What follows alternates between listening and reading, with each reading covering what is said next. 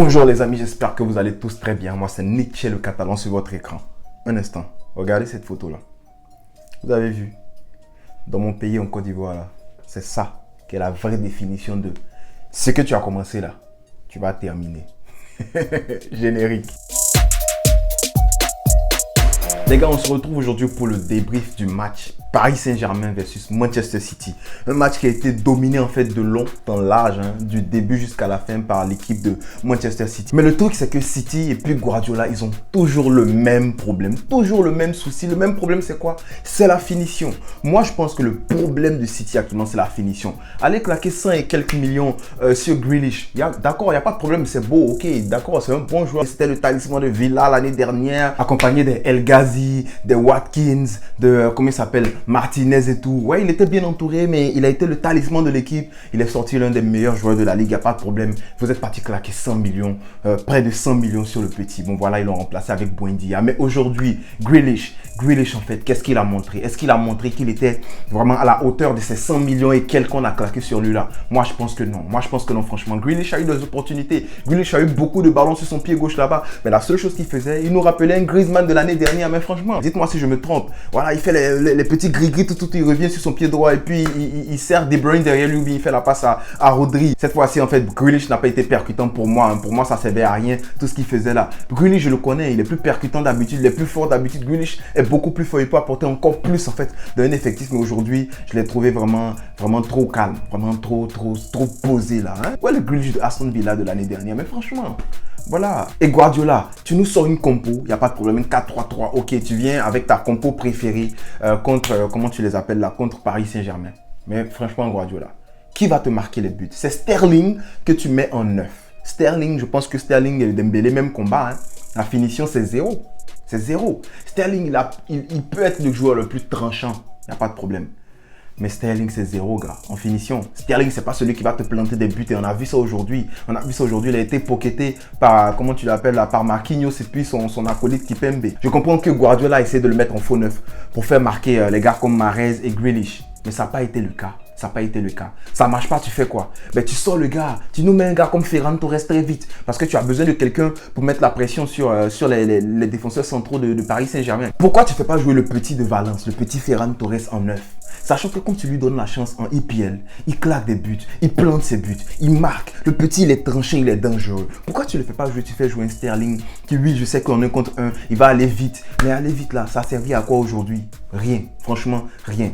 Du coup, je pense que Guardiola, son gros problème là, c'était ça. C'était la finition aujourd'hui. Franchement, parce que l'équipe était bien. L'équipe a très bien joué. La première mi-temps là, j'ai même pas vu le Paris Saint-Germain. Moi, je me disais que le match là, ça allait finir normalement 2-3-0. Pour Manchester City. Mais voilà, ils n'ont pas été réalistes devant les buts. Quand je parle de réalisme, il y a un seul visage qui me vient en tête. Bernardo Silva. Non mais regardez, franchement, voici comment Bernardo Silva et puis Guardiola ils se sont regardés à la mi-temps.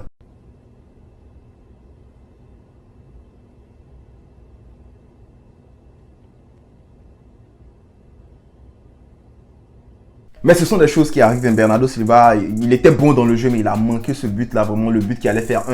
Et ça allait peut-être changer la dynamique du match parce qu'on voyait que vraiment l'équipe la plus forte dans ce match-là, c'était Manchester City. Ils priorisaient la possession. Ils arrivaient à trouver des décalages derrière. Bon, pas derrière vraiment dans la défense centrale, mais derrière sur les côtés.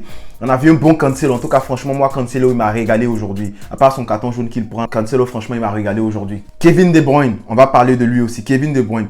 Comment De Bruyne arrive à créer une occasion de rien du tout? Comme ça, juste des petites passes. Vous voyez des tiki-taka, comme on le dit, tiki-taka, des petites passes qui servent à rien, là, comme ça. Puis boum, extérieur pied droit. Il trouve... c'est qui l'a trouvé? C'est Grealish, si je ne me trompe pas, ou bien c'est Sterling. Je ne me rappelle plus de qui l'a trouvé. Mais comment il arrive à créer quelque chose comme ça, de rien du tout? Ça nous montre en fait que ce gars-là, c'est vraiment un génie. C'est un génie, De Bruyne. L'un des meilleurs milieux de terrain actuellement en exercice. Franchement, voilà. Riyad Mahrez aujourd'hui, pour moi, qui sort le meilleur joueur de Manchester City. Voilà, Riyad Mahrez, il a tout fait. Il a essayé, en fait, il créait, il driblait. On a vu qu'il driblait beaucoup sur le côté là-bas. Neymar voulait l'humilier dès le départ. Je ne sais pas pourquoi il avait fait son sombrero là, mais Riyad Mahrez... il a défendu, voilà, même sur ce que Neymar lui a fait là. Je pense qu'il est revenu rapidement pour récupérer le ballon. Il a défendu, il a attaqué. Voilà, il trouvait beaucoup de décalage. Tout ce là-bas, il a vraiment fatigué, comment il s'appelle là, le petit Mendes. Mais Mendes était solide sur ses jambes. On va parler de toute façon des joueurs de Paris. Mais je trouve que Riyad Mahrez a fait un bon match. Voilà, il a eu ses 2 coups francs qu'il a manqué. Mais Riyad Mahrez a fait un match solide. Il a fait un match solide. Dans sa globalité, je pense que Manchester City a fait un meilleur match que le Paris Saint-Germain. Voilà, ça c'est mon avis. Mais après, si City ne marque pas sur ces 18 shoots là, voilà, ils ont tiré 18 fois et puis je pense qu'il y a eu 7 tirs cadrés. Voilà, s'ils ne marquent pas sur ces 7 tirs qui sont cadrés là, c'est en grande partie, c'est seulement en fait grâce à Donnarumma qui lui-même en fait sauve ses cages, qui lui-même force son clean sheet parce que Donnarumma a été grandiose. En fait, j'ai vu une frappe de Cancelo. Normalement pour moi là, le gardien il relâchait. Voilà, le gardien il relâchait. Mais de la manière dont il a capté le ballon, et le ballon il est resté dans ses bras comme si genre il y avait la colle dans ses bras, quelque chose comme ça. Non mais Donnarumma, dis-nous ce que tu manges là parce que on a besoin de ça, on va donner ça à Ter Stegen pour qu'il revienne au niveau qu'il avait avant. Non mais franchement Donnarumma, pour moi c'est l'homme du match aujourd'hui. C'est l'homme du match. Sans Donnarumma là, voilà, Paris Saint-Germain prend beaucoup de buts. Paris Saint-Germain prend beaucoup de buts. On a vu où De Bruyne a eu des occasions, il a tiré. C'est quoi? C'est le talon ou la cheville de Donnarumma qui enlève ce ballon-là. Franchement, voilà, Donnarumma, très grand gardien. Voilà, grand gardien dans la taille et puis grand dans ce match-là aujourd'hui. Je comprends pourquoi il a été nommé meilleur gardien de l'Euro. Puis je crois meilleur joueur de la finale, un truc comme ça. Franchement, Donnarumma, voilà, sans lui, Paris Saint-Germain prend énormément de buts aujourd'hui. Parce que oui, Paris Saint-Germain, pour moi, dans la défense, c'était pas bon, c'était pas fameux. Voilà, c'est grâce à Donnarumma qu'il n'y a pas de but aujourd'hui. Mais je pense qu'il y a eu beaucoup de décalage. Il y a eu beaucoup de décalage. Et puis voilà, quand tu as Mbappé, quand tu as Neymar et Messi up front, Messi en attaque là-bas, les trois là en attaque, voilà, il faut t'attendre à défendre très mal. Voilà, il faut t'attendre à défendre très mal parce que ces trois là, je les vois très mal faire la pression. Hein. C'est pas parce qu'ils sont nuls, mais c'est parce que c'est pas leur truc. Ils le font pas la plupart du temps. Voilà, j'ai vu de temps en temps Mbappé revenir, mais c'est pas leur truc. Donc je pense que Paris a été dominé à cause de ça, à cause du fait que les trois là, ils gardaient leur énergie pour attaquer. Pour moi, c'est comme s'il y avait deux équipes, voilà, deux équipes dans Paris Saint-Germain, une équipe pour attaquer, les trois de devant, et puis pour défendre. J'ai beaucoup aimé aussi les efforts de Herrera, qui a fait beaucoup d'efforts défensifs, parce que comme je le dis, quand tu as ces trois là devant là-bas, il te faut un très bon milieu pour défendre. Et c'est là que je salue Gana Gueye. Gana Gueye a fait un bon match. Voilà, il plante son but, un beau but en fait. Il foudroie le gardien, il réfléchit même pas pour dire non, je vais placer mon ballon. Non, il n'a pas le temps, il foudroie le gardien. Et puis voilà, c'est sur un beau travail de Mbappé. Je salue aussi la passe de Mbappé là-dessus, voilà, parce que c'est Mbappé qui fait le travail. C'est lui aussi qui est à la passe de Lionel Messi. On va parler de Lionel Messi tout à l'heure, ne vous inquiétez pas. Mais voilà, je pense que Mbappé aussi, il a fait un bon match. Gana Gueye, franchement, voilà, Gana Gueye, Verratti, très bon milieu. Verratti aujourd'hui qui a fait son retour, mais on dirait même pas que le boy, il était en vacances ou il était blessé. Voilà, il a fait un bon match, Verratti. Il arrivait à se sortir de pression facilement et on sait que Verratti c'est son travail, se sortir de pression. Là. Le petit Mendes qui a été en grande difficulté aujourd'hui, c'est à cause de qui? C'est à cause de Riyad Mahrez. Riyad Mahrez qui lui défendait pas beaucoup de toute façon parce que derrière lui il y a qui? Il y a Kyle Walker. Kyle Walker c'est le gars qui s'est tapé un sprint pour venir aider la défense. Sinon Neymar il allait planter un but. Je crois que c'était à la 66e minute. Il fait son sprint là, il vient, il défend, il gêne Neymar et puis Neymar n'arrive pas à cadrer sa frappe. C'est parce qu'il y a un Kyle Walker derrière que Mahrez est libre de faire ce qu'il veut faire. Sinon, chapeau à Gana Gueye qui fait un bon match dans l'ensemble.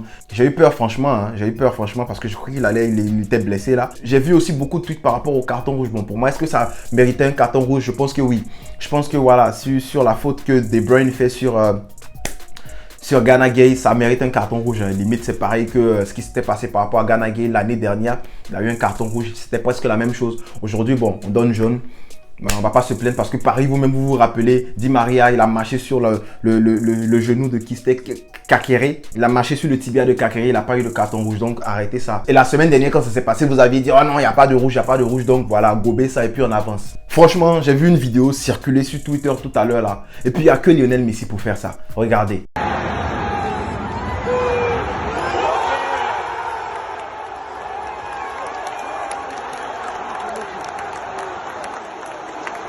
Non mais Zemmour, est-ce que tu te rends compte que c'est l'immigration qui te fait lever de ton siège là? Tu te rends compte? Donc faut pas célébrer. Limite, il ne faut même pas regarder les matchs de Paris Saint-Germain. Parce que ceux qui étaient alignés là, il y a combien de Français de souche dedans? Il y a combien de Français qui sont nés en France, qui ont des noms français dedans? Dis-moi. Donc voilà, ce Zemmour là, il a qu'à faire attention de toute façon. Voilà, c'est pas la politique ici. Mais franchement, très gros match de Lionel Messi. Je veux dire, grosse fin de match de Lionel Messi. Parce qu'on se dit la vérité, ce but-là, il sauve le match de Lionel Messi. Et puis je m'en fous, je dis la vérité, c'est ce que j'ai vu. J'ai pas trouvé le Lionel Messi qu'on voit d'habitude. C'est ce but-là qui le sauve. Voilà, il essaie de trouver souvent des décalages, il essaie de combiner avec Mbappé et tout, mais ça marchait pas. Mais cette fois-ci, sur une contre-attaque, voilà, il trouve Mbappé qui fait le jeu de pivot, qui remise le ballon, petit décalage dans l'axe. Voilà, et puis il enroule son ballon avec de la finesse, il tire pas fort, hein. Il vient pas blaster le goalie comme ce que Marco Reus fait souvent là. Il est venu, il a placé son ballon et puis Ederson ne pouvait rien faire. Voilà, Ederson était battu et ouais, nous on sait ça, nous on connaît Messi, c'est son travail. Donc ça, ce but là, c'est un but très normal pour Léo. Voilà, je pense que ça le libère. Ça fait son premier but, du coup il est prêt maintenant à aller enchaîner les buts maintenant. Voilà, très beau but de Lionel Messi, très bel enchaînement avec Mbappé aussi. J'ai bien aimé la rentrée du petit Foden, je pense que c'est ce qu'il fallait sur le côté gauche aussi, parce que Grealish franchement aujourd'hui ça n'a pas été ça, Normalement sur le côté gauche Grealish il est bon. Voilà, il est bon, on sait que Grealish il est bon, il repique, il sait faire ces trucs là, il sait trouver son œuf dans la profondeur. On se rappelle de la combinaison Grealish-Watkins, voilà, ils ont foudroyé, c'était qui là?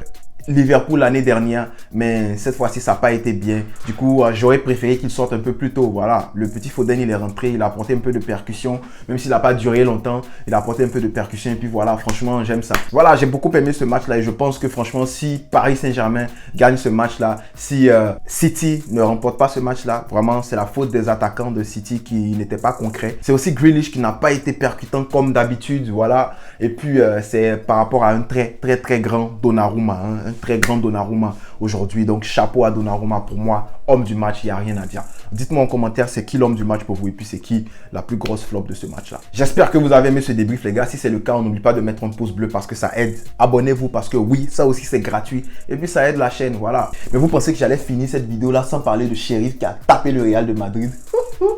Les Sheriffs sont venus dompter les Dalton du Real de Madrid là-bas. Qu'est-ce que vous voulez, hein? Les Sheriffs sont venus dompter le Bernabeu. Voilà. Sheriff Tiraspol, club que personne ne connaît. Ils viennent de la Moldavie, quelque chose comme ça. Voilà, ils viennent et puis ils chicotent le Real de Madrid à Bernabeu. Non mais franchement, qu'est-ce que vous allez dire cette fois-ci là? Qu'est-ce que vous allez dire? Voilà, ils ont claqué de beaux buts. Il n'y a pas fait de ces pénaltys, c'est des pénaltys. Non, tu as vu le dernier but là? Il a nettoyé la lucarne de Courtois. Voilà, nettoyé la lucarne. Lucky Luke vient, il prend ses 3 points à Bernabeu et puis retourne sur son cheval en Moldavie. Voilà. La clim, la grosse clim au Bernabeu aujourd'hui. Franchement, j'ai adoré cette journée-là. Il y a Griezmann aussi qui a planté son but là-bas. Non, mais qu'est-ce qui s'est passé aujourd'hui là? Tout est devenu bizarre. Griezmann a marqué là-bas aussi. Je pense que finalement, en fait, dans sa globalité, le Milan s'est fait rob. Voilà. Ce penalty-là, franchement, je trouve ça très scandaleux. Très scandaleux parce que Lemar prend le ballon de la main aussi. Il se nettoie avec. Les deux joueurs touchent le ballon de la main. Je pense que même c'est Lemar qui envoie le ballon sur la main de, je sais pas si c'était Tomari si je ne me trompe pas, mais du défenseur de Milanais là. On siffle penalty. Mais franchement, l'Atlético de Madrid là, il y a quoi? Il y a quoi? Cholo Simeone, il a kidnappé la fille de Séphérine. Qu'est-ce qui se passe? Quelqu'un peut m'expliquer? Quelqu'un peut m'expliquer un peu? Donc voilà, je ne pouvais pas finir cette vidéo là sans parler de Sheriff là-bas de l'autre côté, puis sans parler du Milan, c'est que j'aime aussi. Donc voilà, c'est tout pour aujourd'hui, je m'arrête là, je vous dis, je m'arrête là. Dites-moi c'est qui votre top dans ce match là, le match de Paris Saint-Germain et City, et puis dites-moi c'est qui la flop. Merci beaucoup. Peace.